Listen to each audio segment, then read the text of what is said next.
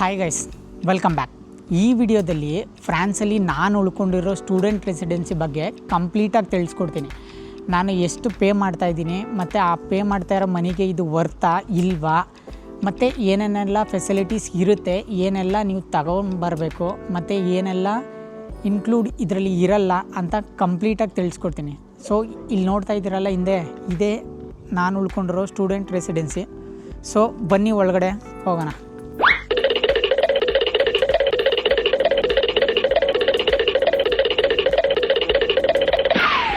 ಮೊದಲನೇದಾಗಿ ನಿಮಗೆ ಈ ಥರ ಕೀ ಕಾರ್ಡ್ ಇರಬೇಕಾಗುತ್ತೆ. ಇಲ್ಲ ಅನ್ನೋದಾದರೆ ಮೊಬೈಲಲ್ಲಿ ಅಪ್ಲಿಕೇಶನ್ ಇರಬೇಕಾಗುತ್ತೆ. ನೀವೇನಾದರೂ ಹೊಸಬ್ರು, ಅಕಸ್ಮಾತ್ ನಿಮ್ಗೆ ಇಲ್ಲಿ ಇನ್ನೂ ಬಂದು ಗೊತ್ತಿಲ್ಲ ಅಂತ ಅನ್ನೋದಾದರೆ ನೀವು ಇದ್ರ ಮುಖಾಂತರ ಎಂಟರ್ ಆಗಬೇಕಾಗುತ್ತೆ. ಇಲ್ಲಿ ಕ್ಯಾಮ್ರಾ ಇದೆ ಮತ್ತು ಮೈಕ್ರೋಫೋನ್ ಕೂಡ ಇದೆ. ನೀವು ಅದನ್ನ ಪ್ರೆಸ್ ಮಾಡೋದ್ರಿಂದ ಅವ್ರಿಗೆ ಅಲ್ಲಿ ಮೆಸೇಜ್ ಹೋಗುತ್ತೆ, ಆವಾಗ ಅವರು ಆ್ಯಕ್ಸೆಸ್ ಕೊಡ್ಬೋದು. ಈ ಕೀ ಕಾರ್ಡ್ ಯೂಸ್ ಮಾಡಿಕೊಂಡು ಯಾವ ಥರ ಎಂಟರ್ ಆಗಬೇಕು ಅನ್ನೋದನ್ನ ತೋರಿಸ್ಕೊಡ್ತೀನಿ. ಸೊ ಈ ಥರ ಟ್ಯಾಪ್ ಮಾಡಿದ್ರೆ ಓಪನ್ ಆಗುತ್ತೆ. ಇಲ್ಲ ಅನ್ನೋದಾದರೆ ನೀವು ಒಳಗಡೆಯಿಂದ ಬರೋದಾದರೆ ಈ ಬಟನ್ನ ಪ್ರೆಸ್ ಮಾಡಬೇಕಾಗುತ್ತೆ. ಸೊ ಹೊರಗಡೆಯಿಂದ ಸ್ಟೂಡೆಂಟ್ ರೆಸಿಡೆನ್ಸಿ ನೋಡೋಕ್ಕೆ ಈ ಥರ ಇರುತ್ತೆ. ಟೋಟಲ್ 6 ಫ್ಲೋರ್ಸ್ ಇದೆ. ಸೊ ಇದ್ರ ನೇಮ್ ಬಂದು ಉಸ್ಕೋ ಅಂತ. ನಮ್ಮ ಕಡೆ ಅಂತೂ ಕೆಟ್ಟದಾಗ ಸೌಂಡ್ ಆಗುತ್ತೆ. ಸೊ UXCO ಏನಪ್ಪ ಈ ಥರ ನೇಮ್ ಇದೆ ಅಂತ ಅಂದ್ಕೊಬಿಡಿ. ಈ ಥರ ನೇಮ್ ಇಲ್ಲಿ ಕಾಮನಾಗಿ ಯೂಸ್ ಮಾಡ್ತಾರೆ. ಸೊ ಇದು ಪಾರ್ಸಲ್ ಬಾಕ್ಸು. ಈ ಪಾರ್ಸಲ್ ಬಾಕ್ಸು ಅಮೆಝಾನಿಂದ ಅಥವಾ ನೀವು ಯಾವ್ದಾದ್ರು ಆರ್ಡರ್ ಮಾಡಿದ್ರೆ ಅದನ್ನು ತೊಗೊಬಂದು ಇಲ್ಲಿ ಹಾಕಿರ್ತಾರೆ. ಅದಕ್ಕೂ ಕೂಡ ಸಪ್ರೇಟ್ ಅಪ್ಲಿಕೇಶನ್ ಇದೆ, ನಿಮಗೆ ಮೆಸೇಜ್ ಕೂಡ ಬರುತ್ತೆ. ಸೊ ಆಲ್ಮೋಸ್ಟು ಇದನ್ನು ಯಾರು ಯೂಸ್ ಮಾಡಲ್ಲ ಡೆಲಿವರಿ ಬಾಯ್ಸು, ಯಾಕಂದರೆ ಎಂಟರ್ ಆಗಬೇಕು ಅಂದರೆ ಕಷ್ಟ ಆಗುತ್ತೆ ಅಂತ ಅಂದ್ಬಿಟ್ಟು. ಸೊ ಅಲ್ಲಿ ಕಾಣ್ತಾ ಇದೆಯಲ್ಲ ಎಲ್ಲ ಚಿಕ್ಕ ಬಾಕ್ಸು, ಆ ಬಾಕ್ಸ್ಗೆ ಚಿಕ್ಕ ಪಾರ್ಸಲ್ನ ಹಾಕ್ಬಿಟ್ಟು ಹೋಗ್ಬಿಡ್ತಾರೆ. ಸೊ ನೀವು ಚೆಕ್ ಮಾಡ್ಕೋಬೇಕಾಗುತ್ತೆ ಪಾರ್ಸೆಲ್ ಬಂದಿದೆಯೋ ಬಂದಿಲ್ವೋ ಅಂತ ಅಪ್ಲಿಕೇಶನಲ್ಲಿ. ಸೊ ಅಲ್ಲಿ ಹಾಕಿದ್ದನ್ನ ನಿಮಗೆ ನೆಕ್ಸ್ಟು ಅವರು ಉಸ್ಕೋ ಫ್ರಂಟ್ ಆಫೀಸ್ ಅವರು ನಿಮಗೆ ತಂದುಕೊಡ್ತಾರೆ. ಸೊ ಇದು ನೋಡೋಕ್ಕೆ ಅಕಾಮಿಡೇಷನು.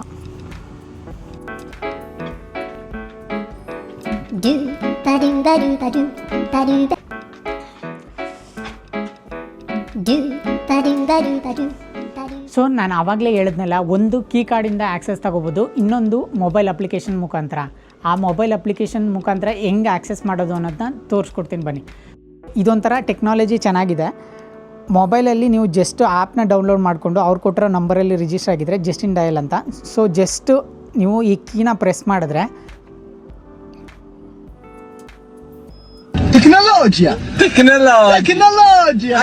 ಕನೆಕ್ಟಿಂಗ್ ನೋಡಿ, ಅಲ್ಲಿ ನಿಮಗೆ ಗ್ರೀನ್ ಲೈಟ್ ಬಂತು ಅಲ್ವಾ. ಗ್ರೀನ್ ಲೈಟ್ ಬಂದ ತಕ್ಷಣ ನಿಮಗೆ ಆ್ಯಕ್ಸೆಸ್ ಆಗಿದೆ ಅಂತ. ಸೊ ಬನ್ನಿ ಒಳಗಡೆ ಹೋಗೋಣ.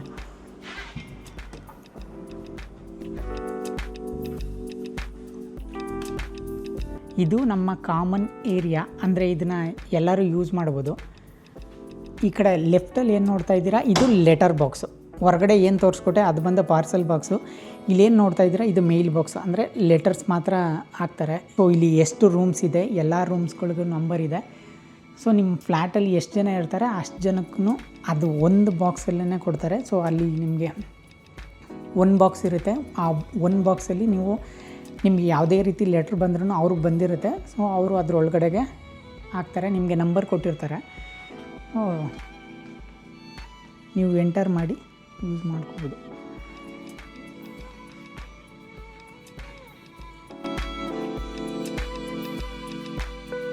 ಕಾಮನ್ ಏರಿಯಾದಲ್ಲಿ ಸಪ್ರೇಟಾಗಿ ನಿಮಗೆ ಒಂದು ಚಿಕ್ಕದಾಗಿ ಒಂದು ಕಿಚನ್ ಇದೆ. ಕಿಚನಲ್ಲಿ ಓವನು ಮತ್ತು ಫೆಸಿಲಿಟೀಸ್, ಫ್ರಿಜ್ಜು ಅದು ಇದು ಇದೆ. ನೀವು ಫ್ರೆಂಡ್ಸ್ನ ಔಟಿಂಗಿಂದ ಕರ್ಕೊಬರೋದಾದರೆ ನೀವು ಇಲ್ಲಿ ಕುಕ್ ಮಾಡ್ಕೊಳ್ಳೋಕ್ಕೆ ಆರಾಮಾಗಿ ಕುಕ್ ಮಾಡ್ಕೋಬೋದು. ಸೊ ಒಂದು ಮೀಟಿಂಗ್ ರೂಮು ಮತ್ತು 2 ಸ್ಟಡಿ ರೂಮ್ ಇದೆ.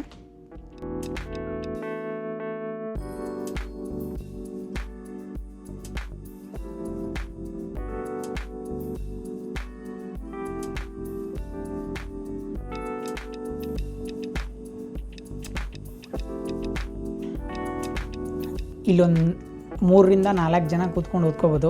ಕೆಲವೊಂದು ಸಲ ಒಬ್ಬೊಬ್ಬರೇ ಕೂತ್ಕೊಂಡು ಓದ್ಕೋತಾ ಇರ್ತಾರೆ.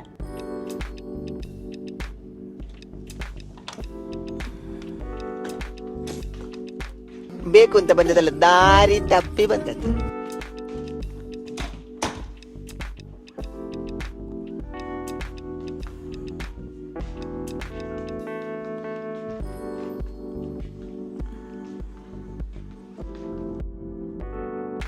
ಕಾಮನ್ ಏರಿಯಾದಲ್ಲಿ ಒಂದು ದೊಡ್ಡ ಮಿರರ್ ಇದೆ.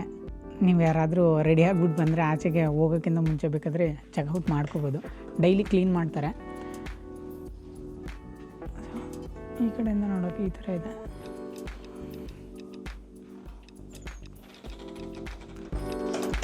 ಈ ಕಡೆ ಚಿಕ್ಕದಾಗ ಒಂದು ಜಿಮ್ ಇದೆ.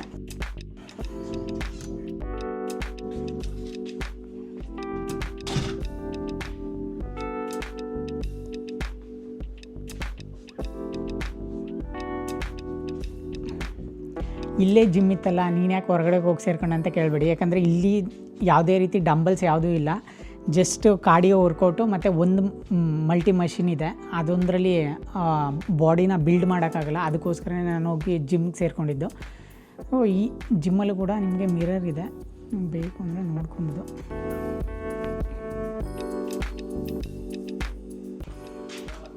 ಸೊ ಇದು ಫ್ರಂಟ್ ಆಫೀಸು. ನೀವು ಯಾವುದೇ ರೀತಿ ರಿಜಿಸ್ಟ್ರೇಷನ್ ಏನಾದರೂ ಆಗಬೇಕು, ಇಲ್ಲಿಗೆ ಬರಬೇಕು ಅಂದರೆ ಇವ್ರನ್ನ ಇಲ್ಲಿ ಬಂದು ಕಾಂಟ್ಯಾಕ್ಟ್ ಮಾಡ್ಬೋದು. ಸೊ ಇವಾಗ ನಾವು ಹೋಗ್ತಾ ಇರೋದು ಲಾಂಡ್ರಿ ರೂಮ್ಗೆ. ಬನ್ನಿ.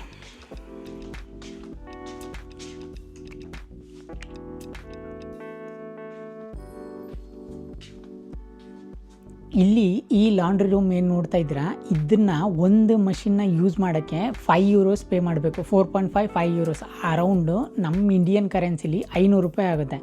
ಸೊ ನೀವು ಒಂದು ಸಲ ಬಟ್ಟೆ ಒಗಿಬೇಕು ಅಂತ ಅನ್ನೋದಾದರೆ ₹500 ಪೇ ಮಾಡಿ ಇದನ್ನು ಯೂಸ್ ಮಾಡಬೇಕು. ಇಲ್ಲಿ ನಿಮಗೆ ವಾಷರು ಮತ್ತು ಡ್ರೈಯರು ಎರಡೂ ಇದೆ. ಎರಡನ್ನೂ ಒಂದು ಸಲ ಯೂಸ್ ಮಾಡೋಕ್ಕೆ, ಒಂದು ಸಲ ವಾಷರ್ನ ಯೂಸ್ ಮಾಡೋಕ್ಕೂ 500, ಇದನ್ನು ಯೂಸ್ ಮಾಡೋಕ್ಕೂ 500. ಇಲ್ಲ ಅನ್ನೋದಾದರೆ ಡ್ರೈಯರ್ಗೂ ಕೂಡ ಸಪ್ರೇಟ್ ರ್ಯಾಕ್ ಕೊಟ್ಟಿದ್ದಾರೆ. ನೀವು ರ್ಯಾಕ್ನ ಯೂಸ್ ಮಾಡ್ಕೋಬೋದು. ಒಂದು ಸ್ಪೆಷಲ್ ರೂಮ್ ಇದೆ ಇದ್ರ ಪಕ್ಕನೇ. ಆ ಸ್ಪೆಷಲ್ ರೂಮ್ನ ತೋರಿಸ್ಕೊಡ್ತೀನಿ ಬನ್ನಿ. ಇದೇ ಸ್ಪೆಷಲ್ ರೂಮ್ ಅಂತ ಹೇಳಿದ್ನಲ್ಲ, ಇದು ಸಿನಿಮಾ ರೂಮು. ಸೊ ಇದರಲ್ಲಿ ನಿಮಗೆ ನಿಮ್ಮ ಫ್ರೆಂಡ್ಸ್ನ ಕರ್ಕೊಬಂದು ಆರಾಮಾಗಿ ಸಿನಿಮಾ ನೋಡ್ಬೋದು. ಇಲ್ಲಿ ಸಿನಿಮಾ ನೋಡಬೇಕು ಅನ್ನೋದಾದರೆ ಏನಂದರೆ ಏನು ಇರಬೇಕಾಗಿಲ್ಲ. ಜಸ್ಟು ನಿಮಗೆ ಯಾವ್ದಾದ್ರು ಇಂಟರ್ನೆಟ್ ಆ್ಯಕ್ಸಸ್, ಲೈಕ್ ಯಾವ್ದಾದ್ರು ಪ್ಲ್ಯಾಟ್ಫಾರ್ಮ್ದು ಆ್ಯಕ್ಸಸ್ ಇರಬೇಕಾಗತ್ತೆ. ಅಮೆಝಾನ್ ಪ್ರೈಮು ಇಲ್ಲ ಅನ್ನೋದಾದರೆ ನೆಟ್ಫ್ಲಿಕ್ಸು ಡೈರೆಕ್ಟಾಗಿ ಕನೆಕ್ಟ್ ಮಾಡಿಕೊಂಡು ನೀವು ನಿಮ್ಮ ಫ್ರೆಂಡ್ಸ್ ಜೊತೆ ಆರಾಮಾಗಿ ಇಲ್ಲಿ ಎಂಜಾಯ್ ಮಾಡ್ಬೋದು. ನಾನು ಆಲ್ಮೋಸ್ಟು ಟೆಲಿಗ್ರಾಮಲ್ಲಿ ಡೌನ್ಲೋಡ್ ಮಾಡ್ಕೊಂಡು ನೋಡ್ತಾಯಿದ್ದೀನಿ. ಸೊ ಯಾವುದೇ ರೀತಿ ಹೊಸ ಮೂವಿ ಅಲ್ಲ, ಓಲ್ಡ್ ಮೂವಿನೇ. ಸೊ ಫ್ರೆಂಡ್ಸ್ನ ಕರ್ಕೊಂಡು ನೀವು ಆರಾಮಾಗಿ ಇಲ್ಲಿ ಕೂತ್ಕೊಂಡು ಮೂವಿನ ಎಂಜಾಯ್ ಮಾಡ್ಬೋದು. ಆಲ್ಮೋಸ್ಟು ಇಲ್ಲಿ ಜಾಸ್ತಿ ಫ್ರೆಂಚ್ ಪೀಪಲ್ಲು ಮೂವಿನ ಎಂಜಾಯ್ ಮಾಡಲ್ಲ. ಫುಟ್ಬಾಲು ಈ ಥರ ಯಾವ್ದಾದ್ರು ಮ್ಯಾಚಸ್ ಇದ್ದಾಗ ಮಾತ್ರ ನೋಡ್ತಾರೆ. ಅದು ಬಿಟ್ಟರೆ ಎಲ್ಲ ಟೈಮಲ್ಲಿ ಇದು ಖಾಲಿಯಾಗಿಯೇ ಇರುತ್ತೆ. ಸೊ ನೀವು ಆರಾಮಾಗಿ ಯೂಸ್ ಮಾಡಿಕೊಂಡು ಎಂಜಾಯ್ ಮಾಡ್ಬೋದು. ಏನು ಬರೀ ವಾಷಿಂಗ್ ರೂಮು, ಕಾಮನ್ ಏರಿಯಾ ಅದು ಇದು ತೋರಿಸ್ತಾ ಇದ್ದಾನೆ, ಇನ್ನೂ ರೂಮ್ ತೋರಿಸ್ತಾ ಇಲ್ಲ ಅಂತ ಅಂದ್ಕೊಂಡ್ರೆ ಫಸ್ಟು ಹೋಗಿ ರೂಮ್ ನೋಡ್ಕೊಬರೋಣ ಬನ್ನಿ.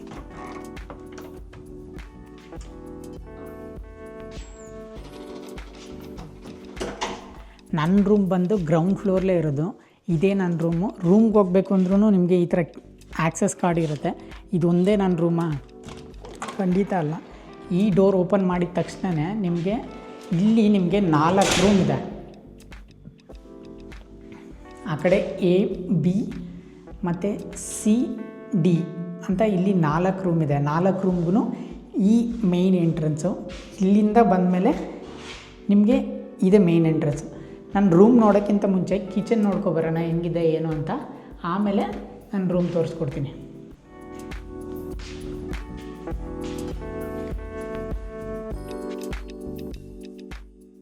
ಇಲ್ಲೇನು ನೋಡ್ತಾ ಇದ್ದೀರಲ್ಲ, ಇದೇ ನಮ್ಮ ಕಿಚನು. ಸೊ ಕಿಚನಲ್ಲಿ ನಿಮಗೆ ಏನೇನಿದೆ ಅನ್ನೋದಾದರೆ, ಒಂದು ಮೈಕ್ರೋವೇವ್ ಕೊಟ್ಟಿದ್ದಾರೆ, ಇನ್ನೊಂದು ಡಿಶ್ ವಾಷರ್ ಕೊಟ್ಟಿದ್ದಾರೆ. ಅಂದರೆ ನೀವು ಪಾತ್ರೆಗಳನ್ನ ತೊಳೆಯೋಕ್ಕಾಗಲ್ಲ ಅಂದರೆ ಆರಾಮಾಗಿ ಇದನ್ನು ಯೂಸ್ ಮಾಡ್ಕೊಂಡು ತೊಳ್ಕೊಬೋದು. ಅದಲ್ಲದೆ ನಿಮಗೆ ಎಲೆಕ್ಟ್ರಿಕ್ ಸ್ಟವ್. ಇವಾಗ ವಾರ್ ನಡೀತಾ ಇರೋದ್ರಿಂದ ಎಲ್ಲರೂ ಗ್ಯಾಸ್ ಸಾಲ್ಟೇಜು ಅದು ಇದು ಅಂತ ಹೇಳ್ತಾ ಇದ್ದಾರೆ. ಬಟ್ ಇಲ್ಲಿ ಯಾವುದೇ ರೀತಿ ಗ್ಯಾಸ್ ಸಾಲ್ಟೇಜ್ ಆಗೋಲ್ಲ, ಯಾಕಂದರೆ ನಾವು ಯೂಸ್ ಮಾಡ್ತಾ ಇರೋದು ಎಲೆಕ್ಟ್ರಿಕ್ಕು.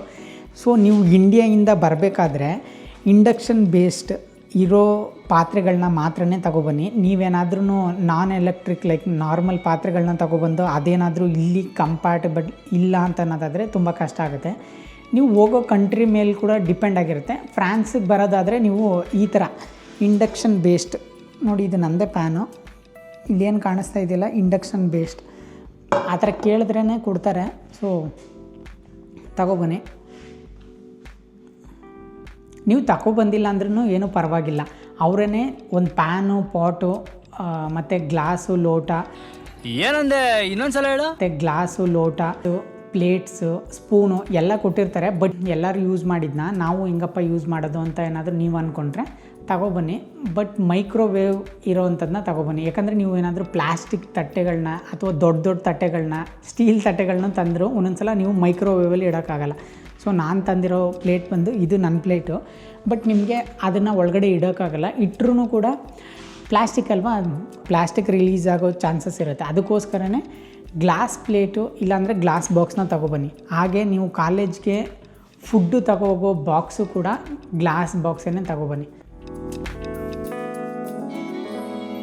ಮತ್ತು ಇಲ್ಲಿ ಏನು ನೋಡ್ತಾ ಇದ್ದೀರಾ, ಒಂದು ಡೈನಿಂಗ್ ಟೇಬಲ್ ಇದೆ, ಹಾಗೆ ಒಂದು ಸೋಫಾ ಇದೆ, ಹಾಗೆ ಒಂದು ಬೀನ್ ಬ್ಯಾಗ್ ಥರದ್ದು ಒಂದಿತ್ತು, ಅದನ್ನು ತೊಗೊಂಡೋಗಿ ನಾನು ರೂಮಲ್ಲಿ ಇಟ್ಕೊಂಡಿದ್ದೀನಿ. ಅದು ಬಿಟ್ಟರೆ ಇದು ಹೀಟರು. ಇಲ್ಲೇನು ರೈಟ್ ಸೈಡಲ್ಲಿ ಕಾಣ್ತಾ ಇದೆಯಲ್ಲ, ಇದು ಹೀಟರು, ರೂಮ್ನ ಹೀಟ್ ಮಾಡೋಕ್ಕೆ. ಅದಲ್ಲದೆ ಒಂದು ರೆಫ್ರಿಜಿರೇಟರ್ ಇದೆ. ಸೊ ರೆಫ್ರಿಜಿರೇಟರಲ್ಲಿ ಎಲ್ಲರೂ ಒಂದೊಂದು ಕಂಪಾರ್ಟ್ಮೆಂಟ್ನ ಡಿವೈಡ್ ಮಾಡ್ಕೊಂಡು ಇಟ್ಕೊಂಡಿದ್ದೀವಿ. ನಿಮ್ಗೆ ಹೇಳೋದು ಮರ್ತೆ, ಇಲ್ಲಿ ಏನು ಕಾಣಿಸ್ತಾ ಇದೆಯಲ್ಲ, ಇದೇ ಬಟ್ಟೆ ಹಾರಾಕೋಕ್ಕೆ ರ್ಯಾಕು. ಸೊ ನೀವು ಇದನ್ನು ಯೂಸ್ ಮಾಡಿಕೊಂಡು ಬಟ್ಟೆನ ಹಾರಾಕೋಬೋದು.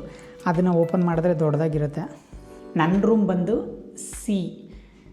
ನೀವು ಪ್ರತಿ ರೂಮ್ಗೆ ಹೋಗಬೇಕು ಅಂದ್ರೂ ಈ ಥರ ಆ್ಯಕ್ಸೆಸ್ ಕಾರ್ಡ್ ಇರುತ್ತೆ. ಈ ಆ್ಯಕ್ಸೆಸ್ ಕಾರ್ಡ್ ಬಂದು ಆ ರೂಮ್ಗೆ ವರ್ಕ್ ಆಗೋಲ್ಲ, ಅಥವಾ ಅಪ್ಲಿಕೇಶನಲ್ಲೂ ಕೂಡ ಆ ರೂಮ್ ಓಪನ್ ಆಗೋಲ್ಲ. ಆ್ಯಕ್ಸೆಸ್ ಕಾರ್ಡಲ್ಲಿ ಟ್ಯಾಪ್ ಮಾಡಿದ್ರೆ ಹೊರಗಡೆ ಓಪನ್ ಆಗ್ತದೆ. ಸೊ ಇದು ನನ್ನ ರೂಮು ಸಿ. ಸೊ ಲೆಫ್ಟ್ ಸೈಡಲ್ಲಿ ನಿಮಗೆ ವಾಶ್ರೂಮ್ ಇದೆ, ಅದಾದಮೇಲೆ ಒಂದು ಸಣ್ಣದಾಗಿ ಕಂಪಾರ್ಟ್ಮೆಂಟ್ ಇದೆ, ಅಂದರೆ ನಿಮ್ಮ ಬಟ್ಟೆಗಳನ್ನ ಇಟ್ಕೊಳ್ಳೋಕ್ಕೆ. ಸೊ ವಾಶ್ರೂಮ್ ನೋಡ್ಕೊಂಡು ಆಮೇಲೆ ಹೋಗೋಣ ರೂಮ್ ನೋಡೋಕ್ಕೆ. ಓಕೆ, ಇದು ರೈಟಲ್ಲಿ ನಿಮಗೆ ಶವರ್ ಏರಿಯಾ ಇದೆ. ಇದು ನಿಂತ್ಕೊಂಡು ಮಾಡುವಂಥದ್ದು. ಕೆಲವೊಂದು ಫ್ಲ್ಯಾಟ್ಗಳಲ್ಲಿ ಟಬ್ ಇರುತ್ತೆ, ಅಂದರೆ ನೀವೇನಾದರೂ ಶೇರ್ಡ್ಗೆ ಹೋದರೆ.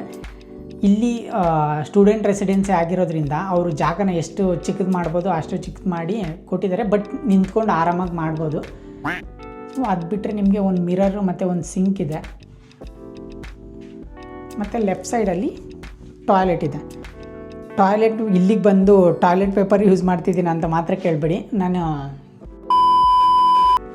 ಇಲ್ಲಿಗೆ ಬಂದಮೇಲೂ ಆ ಮಗ್ಗೆ ಯೂಸ್ ಮಾಡ್ತಾ ಇರೋದು. ಟಾಯ್ಲೆಟ್ ಪೇಪರ್ ಏನಕ್ಕೆ ಇಟ್ಟಿದ್ದೀನಿ ಅನ್ನೋದಾದರೆ ಸೇಫ್ಟಿಗೆ. ಅಕಸ್ಮಾತ್ ಯಾರಾದರೂ ಬಂದರೆ ಅಥವಾ ನೀರು ಬರ್ತಿಲ್ಲ ಅಂತ ಅನ್ನೋದಾದರೆ ಮಾತ್ರ. ಒಂದು ಸಲನೂ ಆ ಥರ ಆಗಿಲ್ಲ, ಬಟ್ ಆ ಥರ ಪ್ರಾಬ್ಲಮ್ ಬಂದರೆ ಅಂತ. ಸೊ ಇನ್ನೊಂದೇನು ಅಂತ ಅನ್ನೋದಾದರೆ, ಈ ಕಡೆ ಟವಲ್ ಏನಾದರೂ ಒಣಗಾಕಬೇಕು ಸ್ನಾನ ಮಾಡಿದ್ಮೇಲೆ ಅಂತ ಅನ್ನೋದಾದರೆ ಈ ರ್ಯಾಕ್ ಇದೆ. ಈ ರ್ಯಾಕು ನೀವು ಆನ್ ಮಾಡಿದ್ರೆ ಹೀಟ್ ಬರುತ್ತೆ. ಸೊ ಈ ಹೀಟಿಂದ ಟವಲ್ ಏನಾದರೂ ಒಣಗಾಕಿದರೆ ಅದು ಆರಾಮಾಗಿ ಆರೋಗುತ್ತೆ. ಸೊ ನೆಕ್ಸ್ಟು ನಿಮಗೆ ಈ ಕಡೆ ರೂಮ್ಗೆ ಹೋಗೋದಾದರೆ ಮೇಯ್ನಾಗಿ ಒಂದು ನಿಮಿಷ ನೆಕ್ಸ್ಟ್ ನಿಮಗೆ ರೂಮ್ಗೆ ಹೋಗೋದಾದರೆ ಮೇಯ್ನಾಗಿ ಈ ಕಡೆ ಲೆಫ್ಟ್ ಸೈಡಲ್ಲಿ ನಿಮಗೆ ಚಿಕ್ಕದಾಗಿ ಕಬೋರ್ಡ್ ಕೊಟ್ಟಿದ್ದಾರೆ. ನೀವು ಏನೇನು ತಂದಿದ್ದೀರ ಇಂಡಿಯಾದಿಂದ ಕ್ಲಾತ್ಸ್ ಅದನ್ನು ಇಟ್ಕೊಳ್ಳೋಕ್ಕೆ. ಅದಲ್ಲದೆ ನಾನು ಇಂಡಿಯಾದಿಂದ 3 ಸೂಟ್ ಕೇಸ್ನ ತಂದಿದ್ದೆ. ಒಂದು ದೊಡ್ಡದು ಅಲ್ಲಿಟ್ಟಿದ್ದೀನಿ, ಇನ್ನು 2 ಚಿಕ್ಕದನ್ನ ಇಲ್ಲಿ ಕೆಳಗಡೆಗೆ ಇಟ್ಟಿದ್ದೀನಿ. ಅದು ದೊಡ್ಡದು ಅಲ್ಲಿ ಕೆಳಗಡೆಗೆ ಹಿಡಿಯೋಕ್ಕಾಗಲಿಲ್ಲ ಅಂತ. ಅದಲ್ಲದೆ ನನ್ನ ರೂಮು ಈ ಥರ ನೋಡೋಕ್ಕೆ ಸಿಗುತ್ತೆ. ಮೇಯ್ನಾಗಿ ನಾನು ಗ್ರೌಂಡ್ ಫ್ಲೋರ್ ಇರೋದ್ರಿಂದ ಮಿಸ್ ಮಾಡ್ಕೊಳ್ಳೋದು ಏನು ಅನ್ನೋದಾದರೆ ವ್ಯೂ. ಗ್ರೌಂಡ್ ಫ್ಲೋರ್ಲೇ ಇದ್ದೀನಿ, ಮೇಲೆ ಏನಾಗ್ತದೆ ಏನು ಅಂತ ಕಾಣಲ್ಲ. ಅಕಸ್ಮಾತ್ ನಾನೇನಾದರೂ ಮೇಲ್ಗಡೆ ಇದ್ದಿದ್ದರೆ ವ್ಯೂ ಚೆನ್ನಾಗೇ ಕಾಣೋದು, ಅಂದರೆ ನಿಮಗೆ ಸಿಟಿ ನೋಡೋಕ್ಕೆ ಸಿಗೋದು. ಆದರೆ ಕೆಳಗಡೆ ಇರೋದ್ರಿಂದ ಅಡ್ಜಸ್ಟಬಲ್ ಮಾಡ್ಕೋಬೋದು. ಯಾಕಂದರೆ ನನಗೆ ಬೇಗ ಏನಾದರೂ ಹೋಗಬೇಕು ಅನ್ನೋದಾದರೆ ಲಿಫ್ಟಿಗೆ ಕಾಯಬೇಕು ಅಥವಾ ನಡ್ಕೊಂಬರ್ಬೇಕು ಮೇಲ್ಗಡೆಯಿಂದ ಸ್ಟೇರ್ಸಿಂದ ಅನ್ನೋದೇನಿಲ್ಲ. ಬೇಗ ಬಂದು ಬೇಗ ಹೋಗ್ತೀನಿ. ಸೊ ಈ ರೆಸಿಡೆನ್ಸಿಲಿ ನನಗೆ ಬೆಡ್ಡು, ಪಿಲ್ಲೋ ಹಾಗೆ ಬೆಡ್ಶೀಟು ಅವರೇ ಕೊಟ್ಟಿದ್ದಾರೆ. ನೀವು ಬೇರೆ ಫ್ಲ್ಯಾಟು ಅಥವಾ ಬೇರೆ ಇನ್ಯಾವುದಕ್ಕಾದರೂ ಹೋದರೆ ಬೆಡ್ ಅವರೇ ಕೊಟ್ಟಿರ್ತಾರೆ ಕಾಮನ್ನಾಗಿ, ಬಟ್ ನೀವು ಬೆಡ್ಶೀಟ್ ಎಲ್ಲ ನೀವೇ ತಗೋಬೇಕು. ಬಟ್ ಇಲ್ಲಿ ನನಗೆ ಅವರೇ ಬೆಡ್ಶೀಟ್ ಕೊಟ್ಟಿದ್ದಾರೆ, ಅದರಿಂದ ಓಕೆ. ಅದಲ್ಲದೆ ನಿಮಗೆ ಅಲ್ಲೊಂದು ಸ್ಟಡಿ ಟೇಬಲ್ ಇದೆ. ಸ್ಟಡಿ ಟೇಬಲ್ ಜೊತೆ ಒಂದು ಚೇರು. ನಾರ್ಮಲಾಗಿ ಸ್ಟಡಿ ಟೇಬಲ್ ಕೊಟ್ಟರೆ ಚೇರ್ ಕೊಡೋಂಗಿಲ್ವಾ ಅಂತ ಅನ್ಬೇಡಿ. ಸೊ ನಿಮಗೆ ಒಂದು ವಿಷಯ ಹೇಳಿಲ್ಲ, ನಾನು ಇಲ್ಲಿಗೆ ಬಂದ ಮೇಲೇ ಮ್ಯಾಕ್ ತಗೊಂಡಿದ್ದು. ಸೊ ಇಲ್ಲಿ ನೀವೇನು ಮ್ಯಾಕ್ ನೋಡ್ತಾ ಇದ್ದೀರಾ, ನಾನು ಅದಕ್ಕಿಂತ ಮುಂಚೆ ಯೂಸ್ ಮಾಡ್ತಾ ಇದ್ದಿದ್ದು ಆಸಸ್ ವಿವೋ ಬುಕ್ಕು. ಆ ಲ್ಯಾಪ್ಟಾಪ್ನ ಇಲ್ಲಿಟ್ಟಿದ್ದೀನಿ. ಸೊ ನೆಕ್ಸ್ಟ್ ಟೈಮ್ ಇಂಡಿಯಾಗೆ ಹೋದ್ಮೇಲೆ ತೊಗೊಂಡು ಹೋಗಬೇಕು. ಇನ್ನೊಂದು ಏನು ಅಂತ ಅನ್ನೋದಾದರೆ ಹೀಟರು. ಈ ಹೀಟರ್ನ ಫುಲ್ಲು ಕಂಟ್ರೋಲು ನಿಮಗೆ ಇರುತ್ತೆ. ಲೈಕ್ ನಿಮ್ಮ ರೂಮ್ ಟೆಂಪ್ರೇಚರ್ ಎಷ್ಟು ಇರಬೇಕು ಅಂತ ನೀವೇ ಕಂಟ್ರೋಲ್ ಮಾಡ್ಕೋಬೋದು. ಜಸ್ಟ್ ಆನ್ ಮಾಡಿ ಎಷ್ಟು ಟೆಂಪ್ರೇಚರ್ ಅರೌಂಡ್ 21, 22 ಆ ಥರ ನೀವೇ ಸೆಟ್ ಮಾಡ್ಕೋಬೋದು. ಆದರೆ ಕೆಲವೊಂದು ಫ್ಲ್ಯಾಟ್ಗಳಲ್ಲಿ ಶೇರಿಂಗ್ ಫ್ಲ್ಯಾಟ್ಗಳಿಗೆ ನೀವೇನಾದರೂ ಹೋಗಿದರೆ ಅಲ್ಲಿ ಪ್ರೀ ಸೆಟ್ ಮಾಡಿರ್ತಾರೆ, ಅದೇ ಹೀಟ್ ಜನ್ರೇಟ್ ಆಗ್ತಾ ಇರುತ್ತೆ. ಇಲ್ಲಿ ಅಡ್ವಾಂಟೇಜ್ ಅಂದರೆ ಇದೊಂದು ಸ್ಟೂಡೆಂಟ್ ರೆಸಿಡೆನ್ಸಿಯಲ್ಲಿ. ಮತ್ತು ನಿಮ್ಗೆ ಆವಾಗಲೇ ನಾನು ಹೇಳಿದ್ನಲ್ಲ ಒಂದು ಬೀನ್ ಬ್ಯಾಗ್ ಇದೆ ಅಂತ, ಅದನ್ನು ತಗೊಬಂದು ನಾನು ಇಟ್ಕೊಂಡಿದ್ದೀನಿ. ಅದಲ್ಲದೆ ರೂಮು ಈ ಥರ ನೋಡೋಕ್ಕೆ ಸಿಗುತ್ತೆ. ಆಚೆಯಿಂದ ಸ್ವಲ್ಪ ಕ್ಲೀನ್ ಮಾಡಿಲ್ಲ, ಮಂತ್ಲಿ ಕ್ಲೀನ್ ಮಾಡ್ತಾರೆ. ಹೊರಗಡೆ ನೋಡೋಕ್ಕೆ ಹಿಂಗಿದೆ ವ್ಯೂ.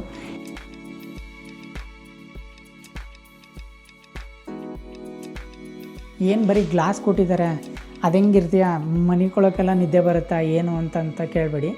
ಈ ಸ್ಕ್ರೀನ್ನ ಹಾಕ್ಬಿಟ್ಟು ಜಸ್ಟ್ ಈ ಬಟನ್ನ ಪ್ರೆಸ್ ಮಾಡಿದ್ರೆ ಆ ಶಟರು ಅದೇ ರೀತಿ ಕ್ಲೋಸ್ ಆಗುತ್ತೆ. ಆ ಶಟರು ಕ್ಲೋಸ್ ಆದರೆ ನಿಮಗೆ ಪಿಚ್ ಬ್ಲ್ಯಾಕ್ ಇರುತ್ತೆ. ನೀವು ಬೆಳಗ್ಗೆ ಎಷ್ಟೇ ಬ್ರೈಟಾಗಿರಲಿ ಹೊರಗಡೆ, ಅದನ್ನು ಶಟರ್ನ ಫುಲ್ಲು ಕ್ಲೋಸ್ ಮಾಡಿದ್ರೆ ನೀವು ಕತ್ಲೆ ರೂಮಲ್ಲಿ ಹೆಂಗಿದ್ದೀರಾ ಹಂಗೆ ಇರುತ್ತೆ. ಯಾವುದೇ ರೀತಿ ಬೆಳಕು ಒಳಗಡೆ ಬರೋದೇ ಇಲ್ಲ, ಅಷ್ಟೊಂದು ಬ್ಲ್ಯಾಕಾಗಿ ಕಾಣಿಸುತ್ತೆ. ಬೇಕಾದರೆ ತೋರಿಸ್ಕೊಡ್ತೀನಿ ಬನ್ನಿ.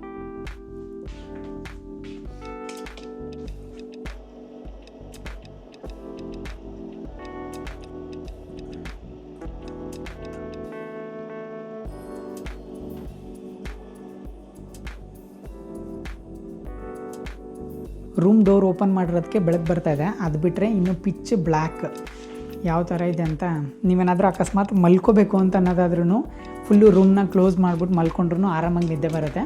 ಮಧ್ಯಾಹ್ನ ಕೂಡ ನಿದ್ದೆ ಮಾಡ್ಬೋದು. ಬಟ್ ಈ ಸದ್ಯಕ್ಕೆ ಓಪನ್ ಮಾಡಿ ಇಡ್ತೀನಿ.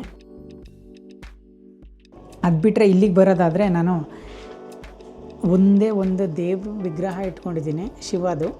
ಅದು ಬಿಟ್ಟರೆ ಇನ್ನೇನು ಇಲ್ಲ. ಇಲ್ಲಿ ಯಾವುದೇ ರೀತಿ ದೇವಸ್ಥಾನ ಇಲ್ಲ, ಅದಕ್ಕೋಸ್ಕರನೇ ಆವಾಗವಾಗ ಪೂಜೆ ಮಾಡೋಕ್ಕೆ ದೇವ್ರ ಫೋಟೋ ಇಟ್ಕೊಂಡಿದ್ದೀನಿ. ಅದು ಬಿಟ್ಟರೆ ರೂಮು ಈ ಥರ ಇದೆ ಈ ಕಡೆಯಿಂದ ನೋಡೋಕ್ಕೆ.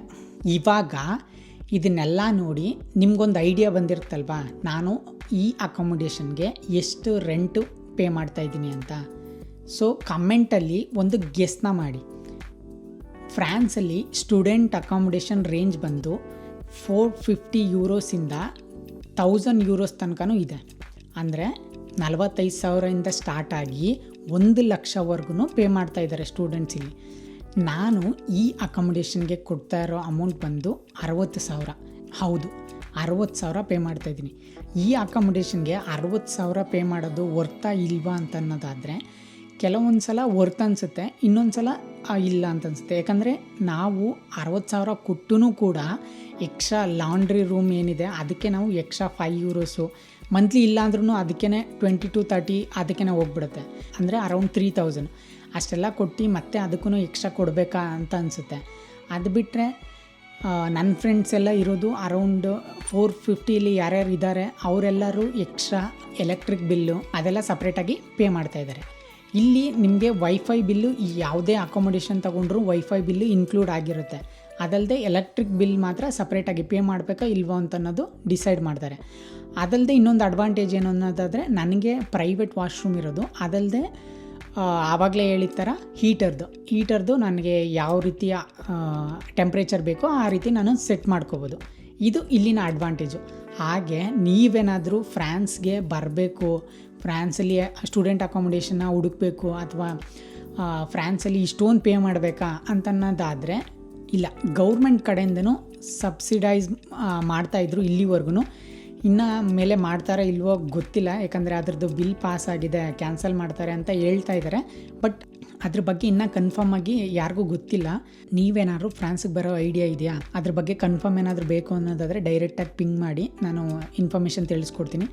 ಅದು ಬಿಟ್ಟು ನೀವು ಇನ್ನು ಯಾವುದೇ ಕಂಟ್ರಿಗೆ ಸ್ಟಡಿ ಮಾಡೋಕ್ಕೆ ಹೋಗ್ತಾ ಇದ್ದೀನಿ ಅನ್ನೋದಾದರೆ ನಿಮ್ಗೇನಾದರೂ ಡೌಟ್ ಇದ್ದರೆ ನನ್ನ ವೀಡಿಯೋಸ್ ಚೆಕ್ಔಟ್ ಮಾಡಿ. ಅದು ಬಿಟ್ಟು ಇನ್ನೂ ಏನಾದರೂ ಡೌಟ್ ಇದೆ ಅನ್ನೋದಾದರೆ ಡೈರೆಕ್ಟಾಗಿ ನಾನು ಪಿಂಗ್ ಮಾಡಿ ನಾನು ರೆಸ್ಪಾನ್ಸ್ ಕೊಡ್ತೀನಿ. ಈ ವಿಡಿಯೋಗಷ್ಟೇ, ಮತ್ತೆ ಸಿಗೋಣ, ಬಾಯ್.